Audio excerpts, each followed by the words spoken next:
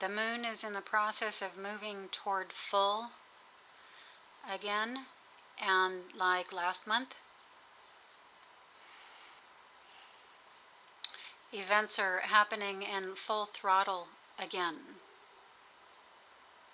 So I think I said something in a video a week or so back that I was going to keep my eye on that this month. So just sort of as a note to myself, this is the second month in which I'm noticing that when the moon is moving from the point of the new moon toward the full moon, the closed eye, slowly opening toward fully open. Just a lot more is happening. I am being kept in the inner realms for longer and longer periods of time. The other morning, I projected into probably close to 24 locations, just back to back, fully awake, fully lucid, fully conscious. You know, there's waves, it fluctuates, but it was in the realm of you know, full consciousness. And then the other morning,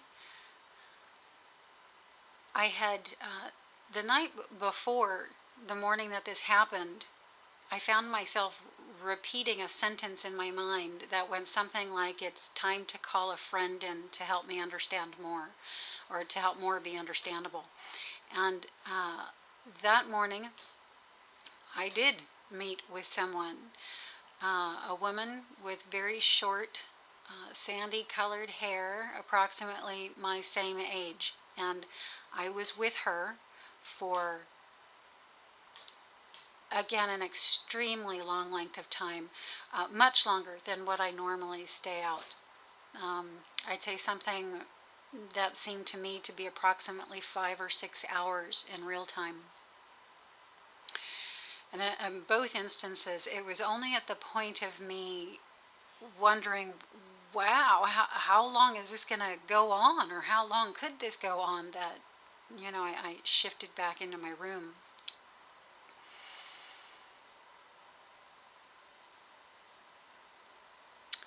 In that first one where it happened, where I was going into many different locations, and again, I dematerialize and materialize, and I call that a shift or projection. That one was extremely interesting because I was all over the place. Couldn't tell where I was in time, couldn't tell if the location that I was just in had already happened when I had gotten to the next location, because there was a cohesion, there was a relation between the locations that I was arriving at, and I was with, in 5 or 6 of the locations with the same person, my friend Carrie, and but I couldn't tell if one location, I couldn't tell the order of things. It was all getting messed up. There was no order, there was no linearity to it, but my conscious mind was attempting to understand in the midst of it, of course.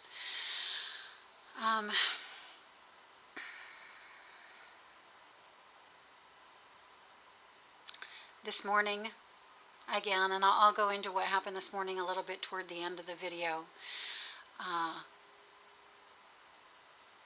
a phrase keeps coming through to me. I woke up one morning about, I don't know, maybe I'm totally losing track of time. I have no concept of time, very little concept of time left in what I'll call my primary reality still. But I woke up this morning and it was being said to me, just because you think you're in your primary reality, it doesn't mean you are.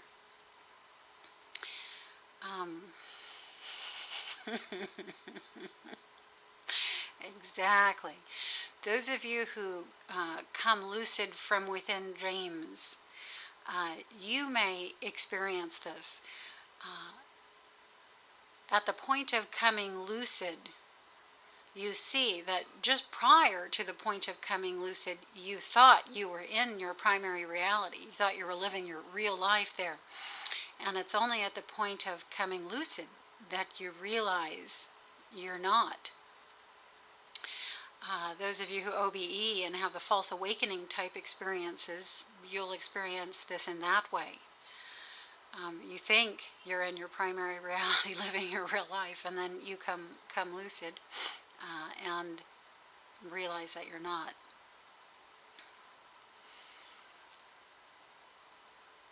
You know, you can't help but begin to bring this realization or idea through to this reality. Are we only calling it our primary reality because we haven't come lucid here yet? I think so. I definitely think so. These experiences of being kept out for longer periods of time, in conjunction with the coming through of this idea more strongly, I feel myself moving out of third dimensional reality, moving permanently out of third dimensional reality. I think this is the beginning of that permanent move for me.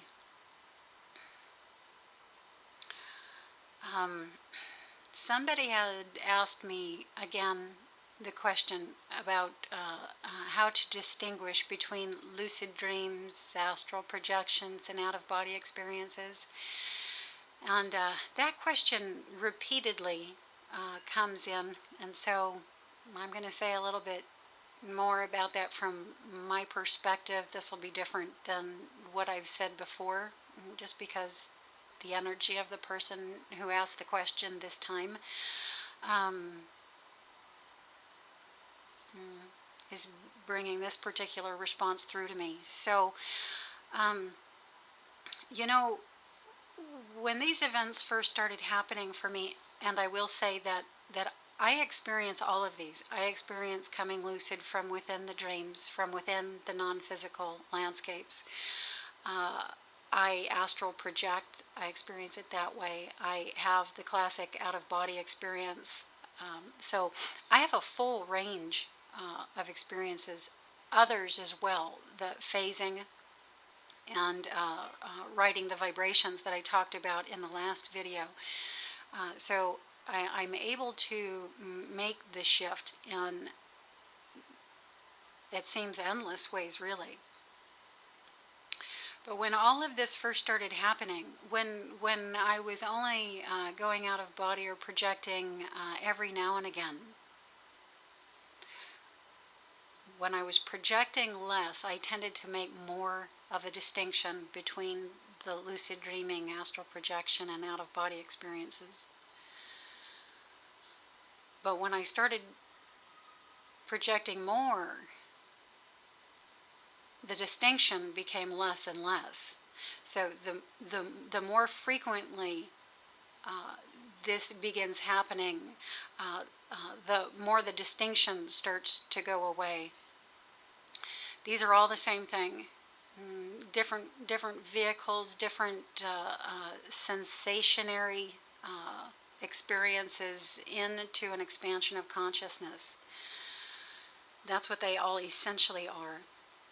When I distinguish between them, I distinguish between them by the vibration, by the transition I experience into them. Some people distinguish by degree of consciousness. My primary distinction is the vibration, the transition in, the vibration and transition in is associated with my degree of consciousness, because the more I feel the vibrational transition in, the more conscious I tend to be in the experience. But the actual vibrational transition into each is unique for me. There are unique sensory experiences within them each. I think this video would be too long if I went into that in detail here, so if you would be interested to hear anything along that line, let me know, and I'll try to get a video out real detailed about that.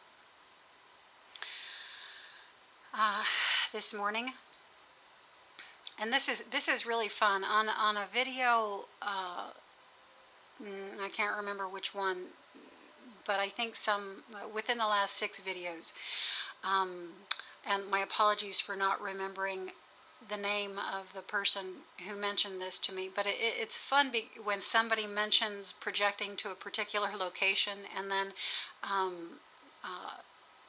because I've come in contact with them mentioning that, I will then project there as well, or in this case, remember that I was when prior I didn't. So somebody had mentioned that they come lucid. Oh, it was in the mall video where I mentioned coming lucid in the mall. They mentioned that they come lucid often at the airport. And I thought that was pretty neat. I didn't know I actually gave it that much thought until this morning when I came lucid at the airport, and the first thing on my mind was, oh, we're at the airport again. And honestly, consciously, from this side of reality, from the physical side of reality, I didn't know I was coming lucid at the airport before. So thank you for mentioning that and for helping me remember that. The metaphors are just so funny, you know, from each of these places. So like at the airport, lots of metaphors.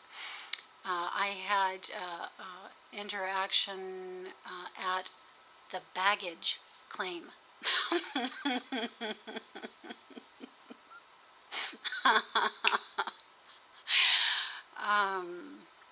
Where I didn't appear to have any, and the person, the baggage check girl, was letting me know, oh yes, you do.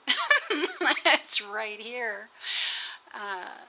And let's see, another with authority figures. There were CIA agents here who were attempting to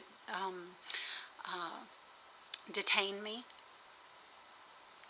to slow me down from going on any further.